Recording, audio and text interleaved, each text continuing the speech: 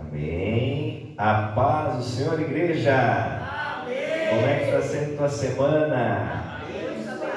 Amém. Louvado seja nosso Deus. Já quero dar início nesse culto em nome do Senhor Jesus, pedindo para que você abra a tua Bíblia, o livro de Salmos 145. Nós vamos ler do versículo 10 em diante. Todos são versículos lindos.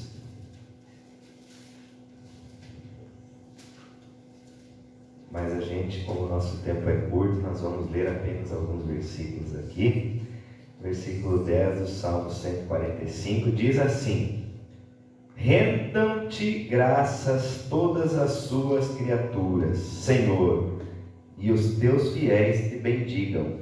Eles anunciarão a glória do teu reino e falarão do teu poder, para que todos saibam dos teus feitos poderosos e do glorioso esplendor do teu reino.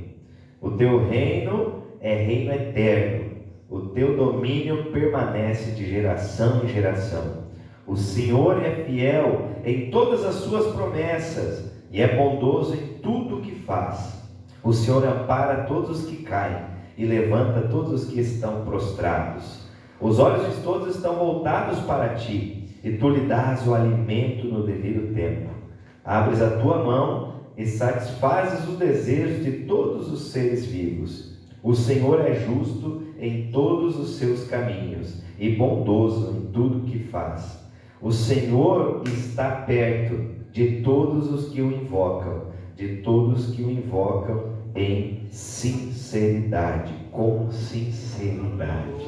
O Senhor está perto, amados, e Ele está pertinho de nós. Ele está aqui nessa noite para receber todo o nosso louvor, toda a nossa adoração, porque Ele é bom e Ele está aqui neste lugar. Vamos falar com o nosso Deus nessa noite. Você que veio aqui adorar, engrandecer o nome dEle, saiba que Ele está no meio de nós, então nós podemos falar com o nosso Pai, aquele que nos ouve, aquele que nos abraça, aquele que nos levanta quando nós precisamos.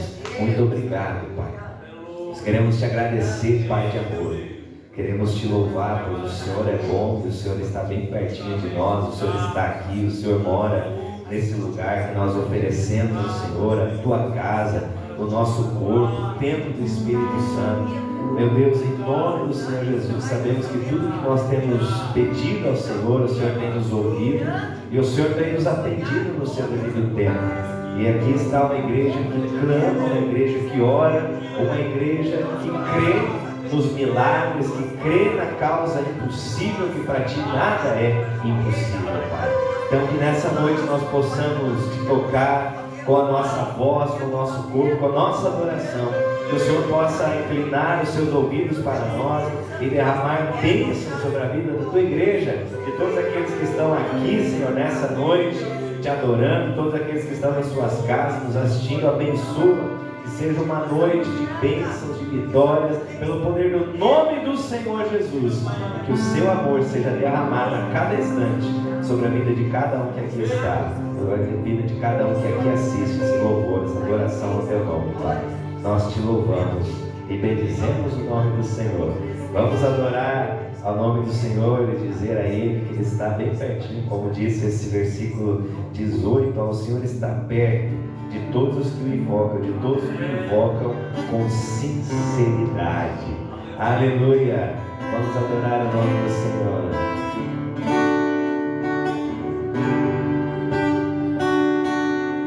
Bem perto está Jesus, o Senhor, daqueles que me invocam em verdade.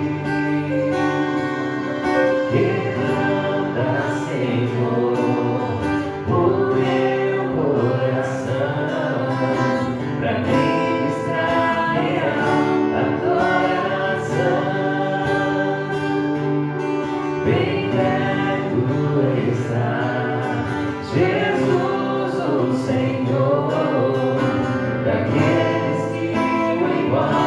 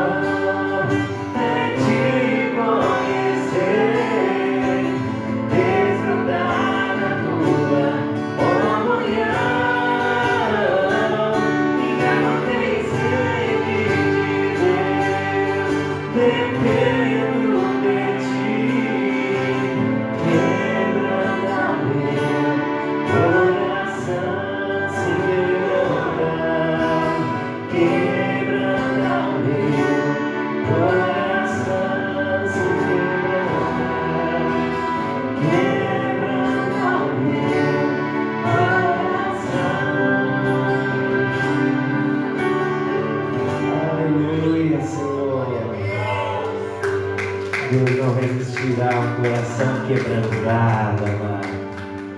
Coração quebrantado, coração que adora, Deus não desprezará.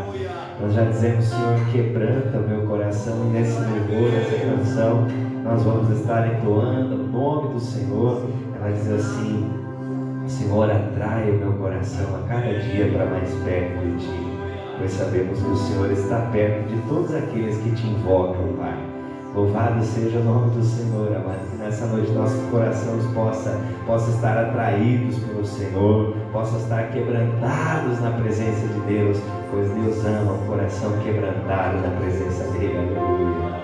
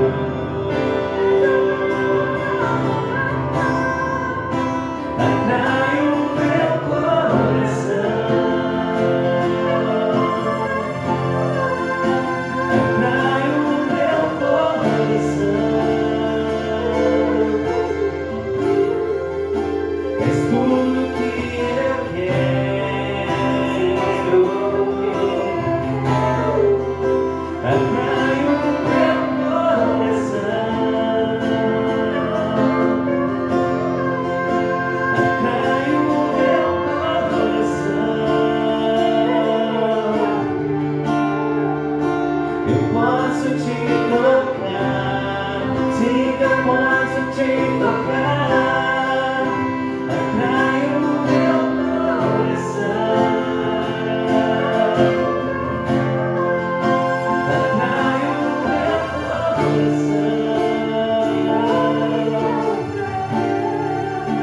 És tudo que eu quero, sim, és tudo que eu quero. Atrai o meu coração, atrai o meu coração. Eu posso te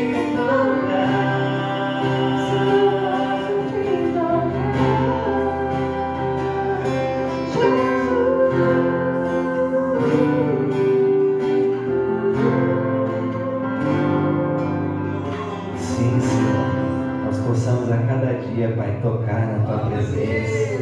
E, Senhor, assim como nós acreditamos, Senhor, que um dia, num toque daquela mulher de fluxo de sangue, um milagre aconteceu. Que o nosso toque, o Senhor, também possa derramar bênçãos e milagres sobre a vida da Tua igreja, para a glória, para o louvor do Teu nome. Nós te agradecemos, Pai, em nome de Jesus. Amém e amém. As palmas são para Deus. Amém.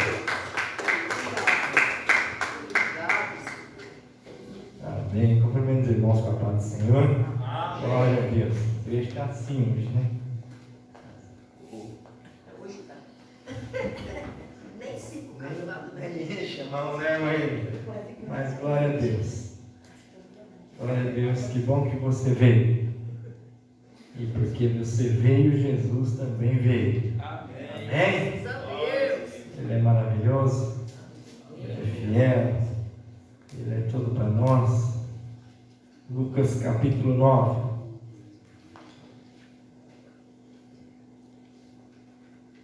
A partir do versículo 18. Nós falamos semana passada sobre a multiplicação dos pães e aprendemos muito que precisamos ser gratos a Deus por aquilo que já temos para receber aquilo que não temos. E precisamos obedecer à voz de Jesus, precisamos confiar em Jesus, precisamos entregar as coisas nas suas mãos, porque as mãos dele é a melhor opção.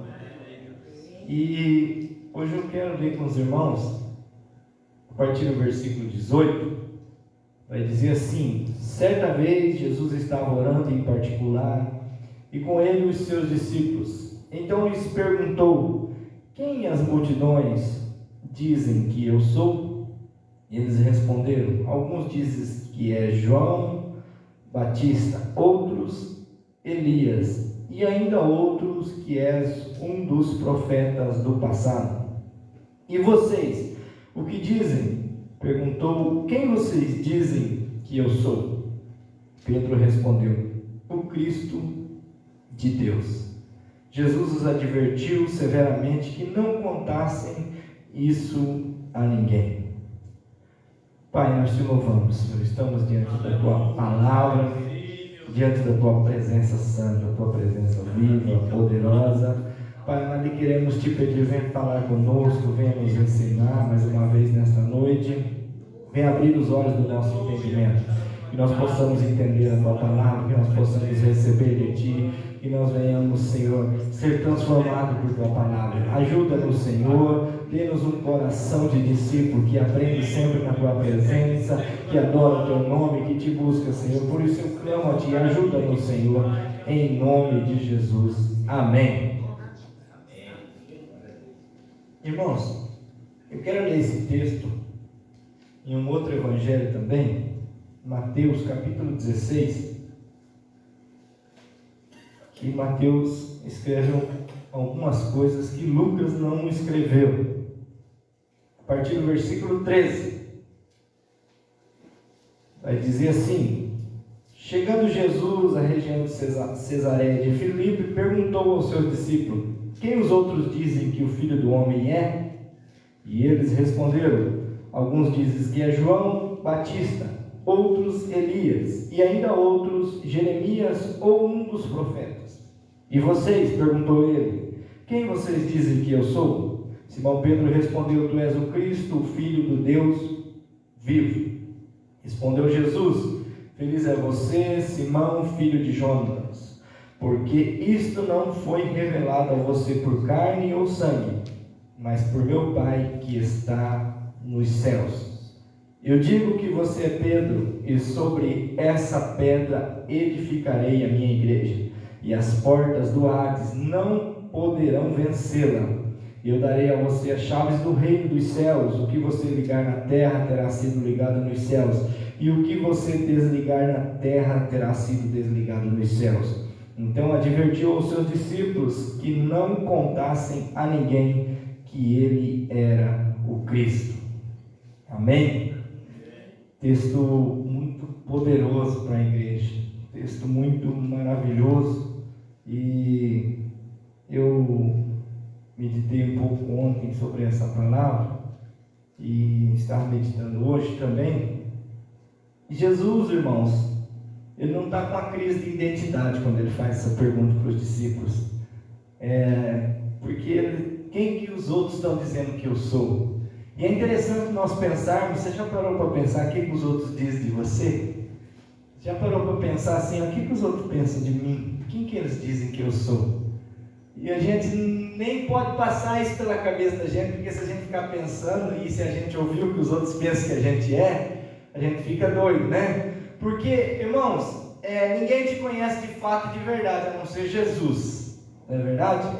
As pessoas nos imaginam, mas conhecer mesmo só Deus. As pessoas imaginam, a irmã Lourdes é de tal forma, mas conhecer mesmo, nem ela mesma se conhece tão bem quanto Jesus conhece ela. Então as pessoas podem até falar, fulano de tal é assim, fulano de tal. As pessoas podem apontar atitudes nossas. Isso elas podem apontar e falar, fulano de tal é desse jeito, fulano de tal é isso, fulano de tal é aquilo. Mas é atitudes, não é quem nós somos. Não é verdade? Quem nós somos? Jesus está perguntando para os seus discípulos, quem as pessoas estão dizendo que eu sou? O que elas estão dizendo que eu sou? E quando Jesus está fazendo essa pergunta, como eu disse, ele não está com uma crise de identidade. Ele sabe quem ele é. E ele está pensando o seguinte, será que alguém já entendeu? Alguém já conseguiu enxergar quem eu sou? Alguém já conseguiu me reconhecer? Porque, irmãos, Jesus, desde o início do seu ministério, ele teve alguns encontros, mas poucos encontros as pessoas o identificaram. Por exemplo, a mulher sírio-fenícia identificou quem era Jesus, porque ela veio atrás de Jesus e começou a clamar, Jesus, filho de Davi, tem misericórdia de mim. O cego Bartimeu também identificou Jesus, ele também veio atrás gritando, filho de Davi, tem misericórdia de mim. Quando ela estava dizendo filho de Davi, quando ela estava dizendo filho de Davi, ela estava reconhecendo quem era Jesus, porque Jesus era o rei prometido de Israel, que viria para reinar. E quando ela fala filho de Davi, ela identificou em Jesus alguém que veio trazer um reino. E é interessante que dentro desse contexto é que Jesus vai falar sobre o reino, quando ele vai falar para Pedro, não foi carne nem sangue que te revelou isso, mas foi meu Pai que está no céu, e tu és Pedro, e sobre essa pedra eu edificarei a minha igreja, e as portas do inferno não prevalecerão, e entrego a você, a igreja, a chave do reino. Tudo que você ligar na terra será ligado no céu, tudo que você desligar na terra terá sido desligado no céu. Então, quando alguém identifica Jesus, quem é Jesus, ele está entendendo que Jesus é rei. E Jesus está fazendo a pergunta, e os discípulos falam, uns dizem que você é João Batista, outros dizem que é Elias, e outros dizem que é Jeremias, e alguns dizem que o Senhor é algum dos profetas que ressuscitou. Quando Jesus faz essa pergunta e recebe essa resposta, ele está vendo que poucas pessoas entenderam e reconheceram quem ele é. Você já parou para pensar, irmãos, que quanto tempo a gente viveu, ou a gente ainda vive, sem entender quem é Jesus de fato e de verdade? Quantas pessoas que estão dentro de templos, dentro de igrejas, e que não reconhecem Jesus como ele é e quem ele é? Você já parou para pensar que a maior parte da igreja, que se diz igreja de Jesus, não entendeu nem o propósito da sua vida aqui nesse mundo, não entendeu nem o que ele fez na cruz, não entendeu nem o que ele chamou a igreja para ser? Porque eu só vou saber quem eu sou se eu souber quem é Jesus. Eu só vou ser a igreja de Jesus se eu conhecer e reconhecer em Jesus o meu Senhor e meu Rei. Quando alguém está olhando para Jesus e está igualando Jesus com João Batista, está igualando Jesus com um dos profetas, está igualando Jesus com Jeremias ou com Elias, eles não reconheceram Jesus. É igual quando Jesus no Monte da Transfiguração, eu acho que a gente vai chegar nesse assunto daqui uma semana, provavelmente, que ele desce do Monte da Transfiguração, mas lá no Monte da Transfiguração, Pedro, Tiago e João estão com ele. E daí Pedro acorda quando vê aquele clarão e a voz falando na nuvem com Jesus, e aparece Moisés e Elias. E quando Moisés e Elias aparecem, Pedro, chocado com aquela imagem, ele fala assim: Senhor, não quer que nós façamos 3 tendas? Uma para ti, uma para Moisés e outra para Elias? Igualando novamente Jesus com os profetas. Quando a gente iguala Jesus com quem quer que seja, a gente está diminuindo Jesus. Porque Jesus é Senhor e Deus. Aleluia. E nós não chegamos nesse nível. E os profetas não chegaram nesse nível. Por quê? Porque só Ele é Deus. Só Ele é Senhor. Só Ele é Rei. E quando Jesus ouve essa resposta da maior parte das pessoas, ele fala: eles não estão tão próximos, eles tiveram um vislumbre daquilo que eu sou, daquilo que eu tenho feito. Mas e vocês? Quem vocês dizem que eu sou? Quando Jesus volta para os discípulos, ele está se voltando para a igreja. Igreja discipulada, igreja que ele está discipulando, igreja que ele está ensinando. Aqui, irmão, Jesus não está no final do seu ministério, mas ele já está começando a apontar para o final do seu ministério. Então ele está chegando no final, e no final, ou do meio para o final, ele está tentando entender se o ministério dele está funcionando adequadamente, se está certo, se aqueles que o seguem estão entendendo, se as pessoas que estão vendo e ouvindo ele estão entendendo quem ele é. E há momentos na nossa vida que, na nossa caminhada cristã, a gente precisa parar um momento e refletir. Será que nós estamos entendendo quem é Jesus? Será que nós estamos seguindo corretamente Jesus? Será que nós já o reconhecemos como de fato Ele é? Será que nós já o recebemos como deveríamos receber? Jesus está no meio do ministério, e no meio ele para analisar se até então o que ele fez, o que ele falou, se houve alguma mudança. É interessante nós pensarmos nisso, irmãos, porque muitas pessoas foram curadas. Não é verdade? Você já parou para pensar que só até aqui no capítulo 9 que nós lemos, ele curou leprosos, ele ressuscitou um menino, ele curou o paralítico. Quem mais que ele curou? A filha de Jairo ressuscitou. Quem mais? Vai lembrando aí. Ele foi fazendo milagres. A trajetória de Jesus é uma trajetória de milagres. E não só milagres que ele fez, mas milagres nele. Por exemplo, nasceu de uma virgem. Isso é um milagre. Viveu em uma terra estrangeira, fugindo dos reis que o perseguiram. Isso é um milagre. E Jesus volta para Nazaré, e ele é criado em Nazaré, e criado em Nazaré ele vai fazendo milagres. E não só fazendo milagres, ele vai agindo como um milagre ambulante, com 12 anos ensinando doutores do templo. Então Jesus, irmãos, ele para aqui, com seus 31 anos e meio, ou 32 anos, ele para ali, e fala: o que as pessoas estão dizendo que eu sou? O que eu fiz até agora, até aqui, alguém entendeu? Alguém reconheceu? Aqui ainda ele não tinha curado Bartimeu, se for olhar cronologicamente falando. Aqui ainda ele não tinha curado, libertado a mulher Ciro-Fenícia, a filha da mulher Ciro-Fenícia, que estava endemoniada. E essas pessoas o identificaram. Quando eles olharam para ele, eles já identificaram quem ele era.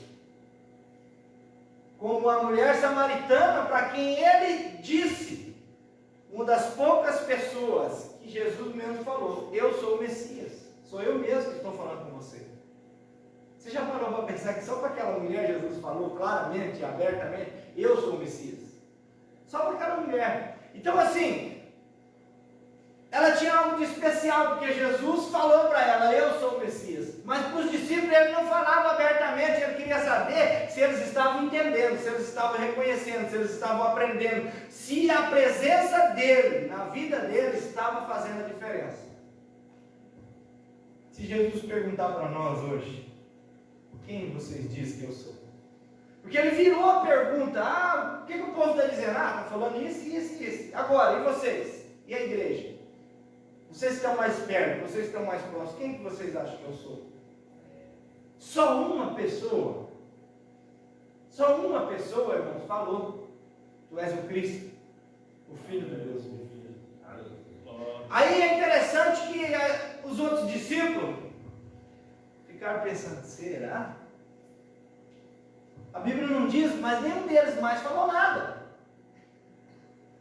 Não sei se foi Pedro que falou: estão dizendo que o senhor é João Batista, outros estão dizendo que é Elias, outros estão dizendo que é um dos profetas, outros dizem que é Jeremias. Pode ser, irmãos, que não era nem os outros que estavam dizendo, era o que eles pensavam e imaginavam. Porque eles estão em 12, e Jesus faz a pergunta. Um deve ter falado: João Batista. João Batista, ele sabia que ele não era, porque os discípulos não pensavam assim, mas tinha na multidão quem pensava.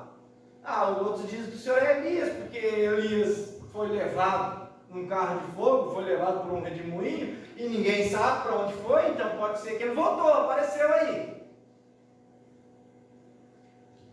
Mas vocês, o que vocês dizem?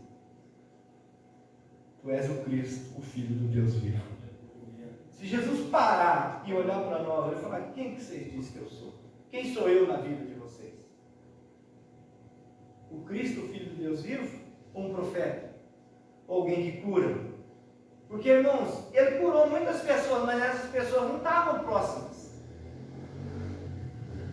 Você já parou para pensar que aquela mulher do fluxo de sangue foi liberta do fluxo, ela foi curada, e ela recebeu a salvação, foi embora, mas nunca mais relata a presença dela próxima de Jesus. O Jairo recebeu a ressurreição da sua vida, mas não relata mais a proximidade dele com Jesus. É interessante nós pensarmos que receber de Jesus, o mundo inteiro já recebeu de Jesus, mas estar próximo de Jesus é só discípulo. Estar próximo de Jesus é quem reconhece Ele. Porque olhar para Jesus e falar: é alguém que pode me fazer alguma coisa? Você já recebeu pedido de oração de gente que diz nem acreditar em Deus. É verdade ou não é? Ore por mim lá na igreja, peça oração. Tem gente que nem acredita em Deus, irmãos, e pede oração. Que nem aquele ditado que as pessoas devem uma vela para cada santo. Tem gente que acende uma vela para cada santo para poder receber alguma coisa, não é verdade? Santo que eu digo é no modo geral nas religiões. Tem gente arriscando para todo lado para ver se acerta uma, pastor Marcos. Tem gente tentando acertar do jeito errado.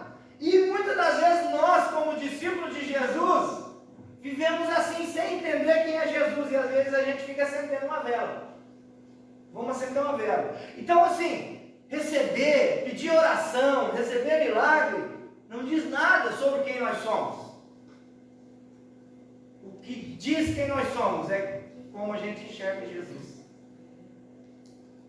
O que revela a identidade da igreja é ela reconhecer quem é Jesus. Porque a identidade da igreja só aparece aqui em eclesia. A partir daqui que vai aparecer essa palavra, né, pastor Marcos? Tu és o Cristo, o Filho de Deus vivo. Tu és Pedro. Não foi carne nem sangue. E é interessante nós pensarmos, irmãos, que era 12. Um recebeu revelação. Nesse momento, até então. Não foi carne, não foi sangue que te revelou isso, mas meu Pai que está no céu. Então reconhecer Jesus é uma bênção que vem de Deus. Aleluia. Se você está aqui nesta noite Foi porque Deus te escolheu e te chamou. Resolveu revelar Jesus a você. Ele decidiu revelar Jesus, revelar quem é Jesus. E o Pedro está lá, irmãos, no meio dos 12. E ele responde a pergunta: tu és o Cristo, o Filho do Deus vivo. Aí Jesus diz assim: feliz é você, Simão, filho de Jonas, porque isso não foi revelado a você por carne ou sangue, mas por meu Pai que está nos céus. Revelação vem de Deus, de quem é Jesus. Você só reconheceu Jesus, você só reconheceu que você precisava de Jesus porque o Pai te revelou isso. Revelou as nossas mazelas e as nossas necessidades. E por causa da nossa necessidade, nós sabemos que necessitamos de salvação. E por isso precisamos do Salvador, que é Jesus. Você é Pedro. Eu digo a você, você é Pedro. E sobre essa pedra, eu edificarei a minha igreja. Jesus olha para Pedro e diz: você é Pedro. Tem uma vírgula. E sobre essa pedra, que pedra? A revelação. A igreja está baseada na revelação de que Jesus é o Cristo, Filho de Deus. Aleluia. A pedra que a igreja é edificada é sobre essa revelação de quem Jesus é. Então, irmão, ser igreja depende de como nós enxergamos Jesus. Ser a igreja do Senhor depende de quem Cristo é para nós. Ah, porque a igreja. O que é a igreja? É um povo que se reúne. É reunião, é eclesia. Aqueles que se juntam. Se juntam para quê? Aqui diz: aqueles que se juntam porque receberam a revelação de Deus. Essa é a igreja. Aqueles que estão edificados sobre a revelação de que Cristo é o Filho do Deus vivo. De que Jesus é o Messias. De que Ele é Senhor. Eu edificarei a minha igreja sobre essa pedra. Essa revelação. Há quem diga que essa pedra era Pedro. Mas essa pedra não era Pedro. Porque Pedro não tinha a revelação de si mesmo. A revelação vem de Deus. Não foi carne, não foi sangue que revelou. Foi o próprio Pai. E é o Pai que revela quem Jesus é para a igreja. E a igreja só é igreja por causa da revelação. Quando ela é edificada sobre a pedra da revelação.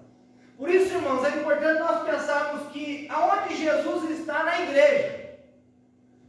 Jesus tem que ser o tema central da igreja. Jesus precisa estar no centro da igreja. Jesus precisa ser o motivo da reunião da igreja. Se Jesus não for o motivo principal da reunião da igreja, a igreja não está edificada sobre essa revelação. Porque a igreja, irmãos, começou com esses apóstolos. E a igreja cresceu, e a igreja explodiu no mundo. Mas de repente a igreja tirou Jesus do seu lugar de revelação e começou a colocar muitas coisas.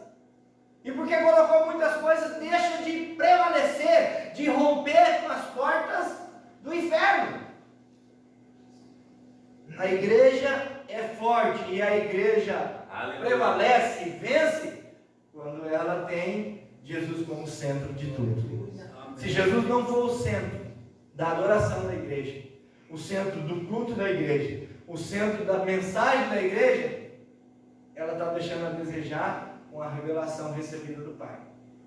Não foi carne, não foi sangue que te revelou, mas o Pai que está no céu. E sobre essa pedra, a igreja é edificada. A pedra, igreja edificada sobre a revelação de quem é Jesus. Então é interessante nós pensarmos quem está sendo ou quem é Jesus na nossa vida. Que lugar ele ocupa?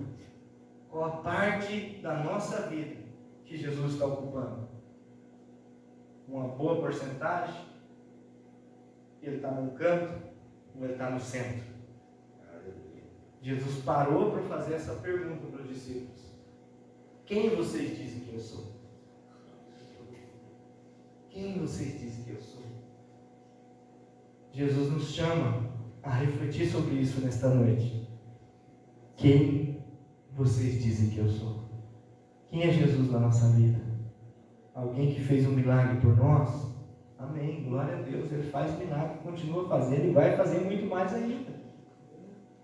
Alguém que, para quem nós oramos quando a gente está aflito, amém? E esse é o propósito de estarmos aqui, porque Jesus falou assim: a minha casa será chamada casa de oração.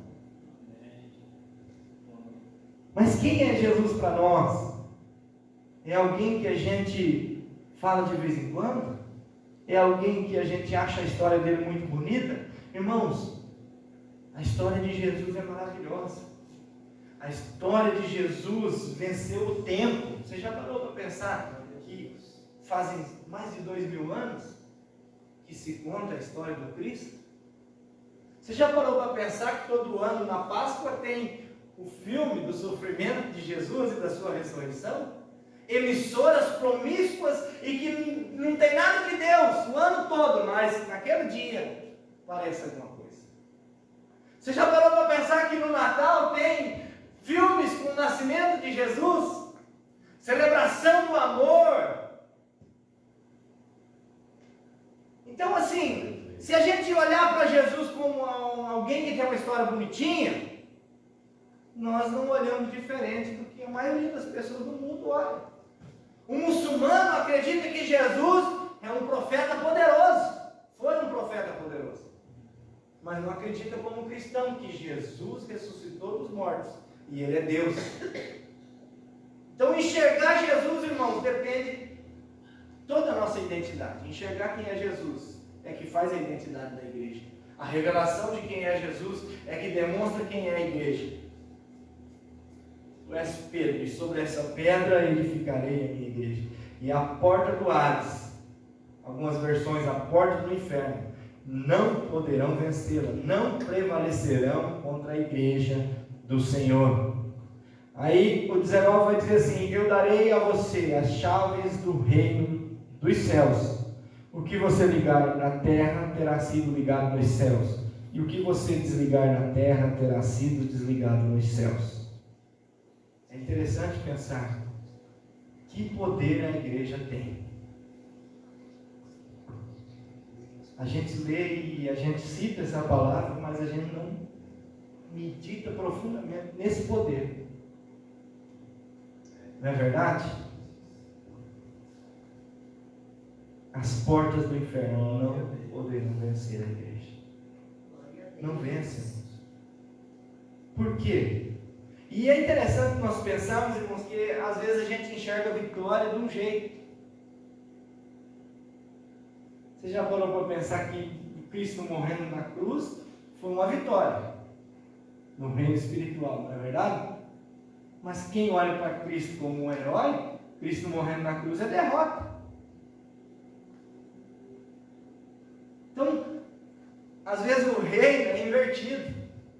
O reino é de ponta cabeça. Você para pensar que vitória para nós é quando a gente sai por cima. Não é verdade?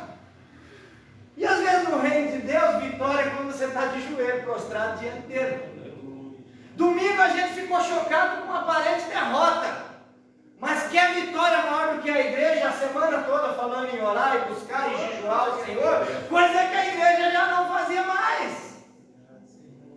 Vitória da igreja, irmão, depende da posição dela, não diante do inimigo, mas da posição dela diante do Jesus que é poderoso e é o Senhor da igreja.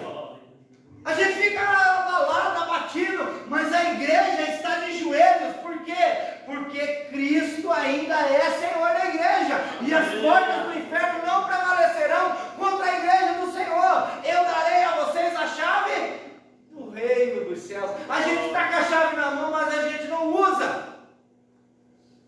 Tudo que você ligar na terra terá sido ligado no céu. Tudo que você desligar na terra terá sido desligado no céu. Mas a gente não usa a chave. E a chave é o que, irmão? Buscar a Deus, entregar na mão de Deus, oferecer sacrifício a Deus, cultuar a Deus, louvar a Deus e colocar Jesus no seu devido lugar. Na nossa vida, na nossa igreja, no nosso trabalho, na nossa casa.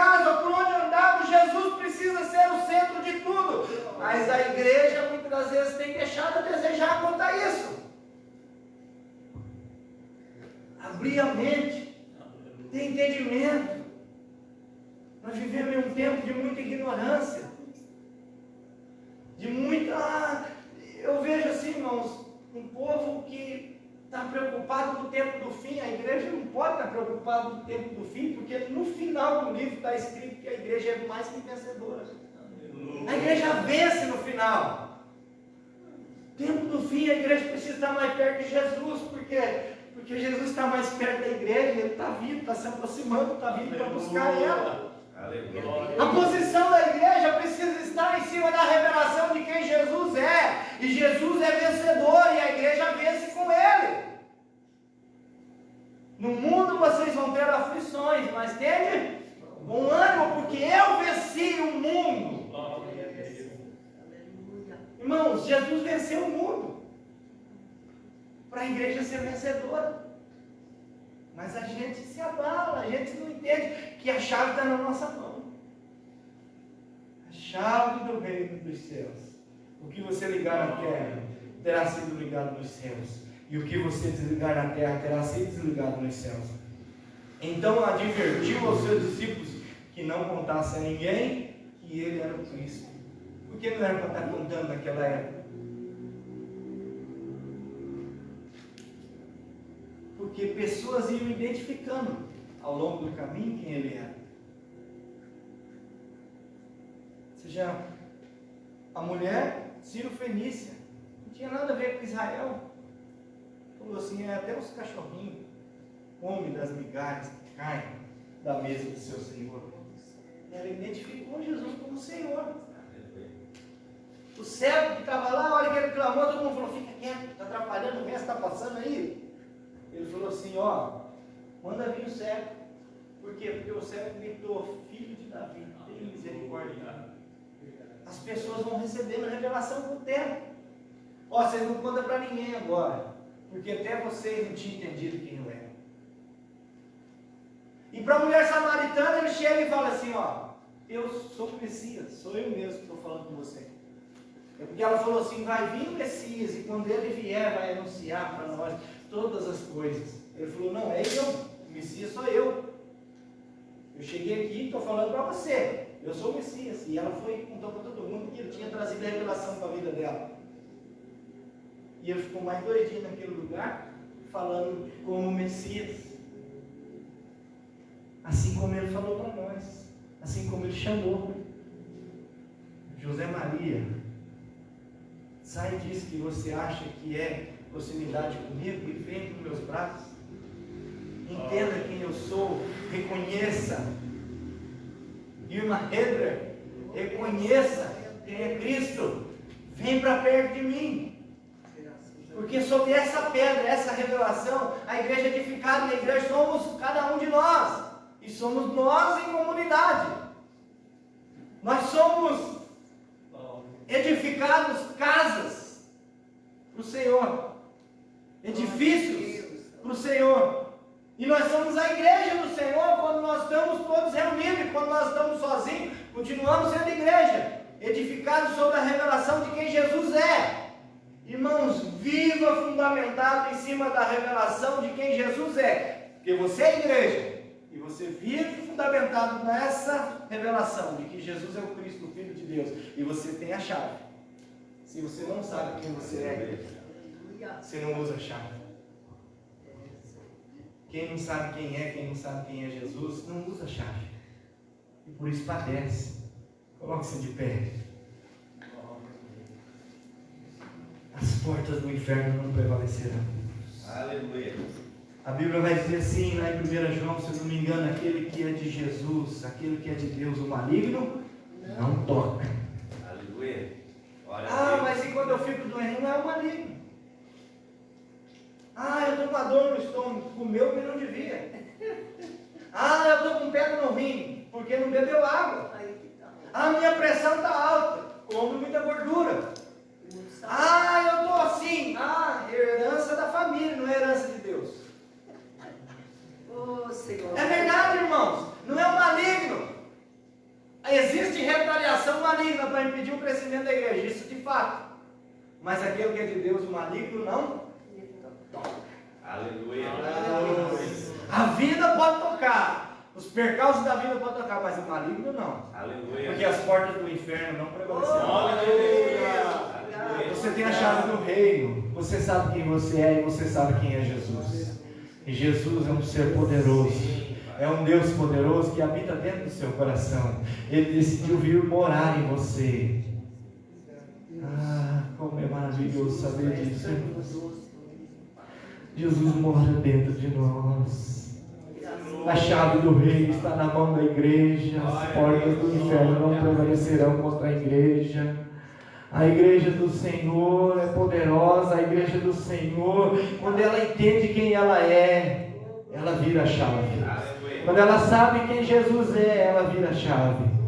Para desligar, para ligar, para fazer aquilo que é vontade do Senhor Jesus. Porque também, irmãos, às vezes a gente está com a chave e a gente quer virar ela só para coisas que diz respeito a nós. Não, mas Jesus quer que a gente vire a chave com coisas com relação ao reino de Deus, ao reino dos céus. É a igreja do Senhor. Nós não somos de nós mesmos, nós somos do Senhor. A igreja do Senhor Jesus. A igreja não é do pastor, a igreja não é do governo, a igreja é de Jesus. E esse Jesus que comprou a igreja, e ele comprou a igreja, ele não vai entregar ela na mão de qualquer um, porque ela está sobre o seu domínio, sobre a sua autoridade, sobre o seu poder. A chave do reino está com a igreja, e a igreja precisa entender quem é e quem Jesus é para poder usá-la. Parente, derrota não é derrota se a igreja estiver de joelho diante de Jesus. A igreja não se curva diante de ninguém mais, a não ser diante do Cristo, do Filho do Deus vivo. E isso vem aquecer o seu coração, igreja do Senhor. Que isso possa estar queimando em nós. Eu sei quem é Jesus. Jesus é o Cristo, o Filho do Deus vivo, que veio nessa terra, habitou entre nós, morreu, mas ressuscitou o terceiro dia e entregou a chave do reino à igreja. Graças a Deus, aleluia, Jesus. Aleluia. Glória a Deus. E neste momento, ore, interceda por aqueles que precisam de um milagre. Vamos orar mais uma vez pelo Guilherme. Jesus vai fazer um milagre na vida dele.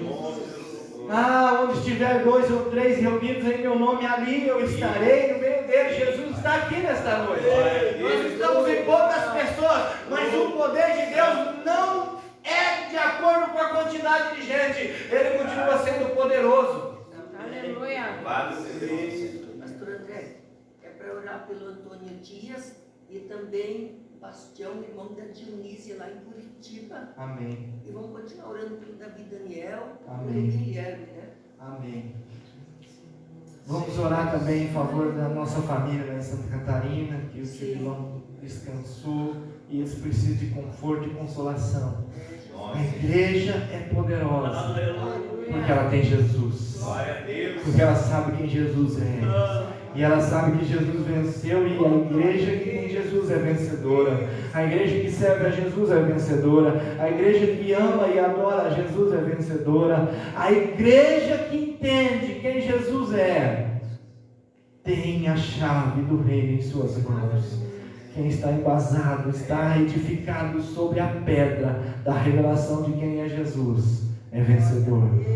Pai, nós te adoramos, te louvamos por este momento, por essa palavra, Senhor. Ajude-nos a cada dia a entender, a romper, Senhor meu Deus, com o império das trevas, através do poder da luz, através do poder da tua palavra, através da chave do reino, Senhor, e que nós possamos viver sobre essa revelação de que tu és o Cristo, o Filho do Deus vivo. Pai, em nome de Jesus, neste momento nós queremos orar mais uma vez em favor do Guilherme, em favor do Antônio Dias, em favor, Senhor, do Davi Daniel, em favor também, Pai amado, do parente da Dionísia. Em nome de Jesus nós clamamos, faz milagres, Senhor, nessas vidas e glorifica o teu nome. Pai, nós cremos e confiamos em ti e sabemos quem tu és, o Cristo, Filho de Deus, poderoso entre o teu povo, Pai. Ajuda, Senhor, e conforta o coração da nossa família ali em Santa Catarina. Ajuda, Senhor, meu Deus, a passar por esse momento de perda. Conforta, consola e abençoe o lar e a família de cada um. Abençoe a tua igreja, abençoe aqueles que não puderam estar aqui. Abençoe, Senhor, o trabalho desse final de semana que o pastor Elodie vai estar. Venha fazer, Senhor, milagres no nosso meio. Venha mover, Senhor, no meio da tua igreja e abençoar. Pai, em nome de Jesus, abençoe a nossa nação. O Senhor é o Deus que tem, Senhor, meu Deus, todo o poder e autoridade. Ajude, Senhor, o nosso país. Ajude a tua igreja a enfrentar este momento e sair do outro lado vencedora e cantar o hino da vitória. Em nome de Jesus eu oro e te agradeço, Pai. Muito obrigado, Senhor. Amém. Que o grande amor de Deus, a graça e a paz de nosso Senhor e Salvador Jesus Cristo, a comunhão e a consolação do Espírito Santo de Deus esteja sobre a vida de todos nós, não só agora, mas para todos sempre. E todos que amam o Senhor Jesus podem dizer amém? Amém. Amém. Cumprimente seu irmão, dê um abraço nele.